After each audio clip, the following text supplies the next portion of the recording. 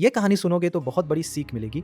पूरी कहानी सुने और अपने दोस्तों तक भी शेयर करें। कुछ जंगली शेरों ने मिलकर एक गधे का शिकार किया, लेकिन उनमें से एक शेर ने कहा, इसे मारो मत। मेरे पास इसको लेकर एक बेहतरीन योजना है।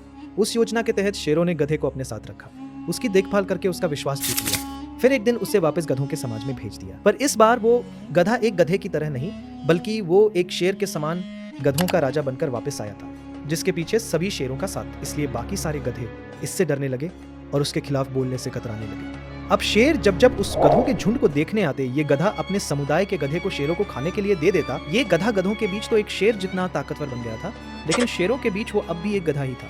ये अपने जैसों पर तो राज करता था, लेकिन ये एक ऐसी ताकत से जुड़ा हुआ था जिससे वो बचकर भाग नहीं सकता था। इसने हजारों मासूम गधों की कुर्बानी दी, सिर्फ ये सोच कर कि इससे मैं और ज्यादा ताकतवर बन जाऊंगा। एक दिन ऐसा आया कि सभी गधों ने एकजुट होकर उसका विरोध किया और ये ठान लिया कि इस बार शेर जब भी शिकार करने के लिए आएंगे तो हम में से कोई नहीं जाएगा, चाहे उसका परिणाम कुछ भी हो। अगले दिन जब शेर आए तो ये गधा अकेला ही खड़ा था, इसके पास कोई दूसरा झुंड नहीं था।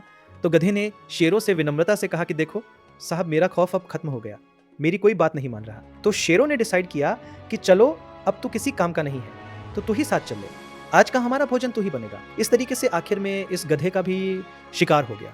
हर समाज के अंदर एक ऐसा गधा जरूर होता है जो अपने लालच के लिए, अपनी ताकत बढ़ाने के लिए अपने ही समाज को दांव पे लगा देता।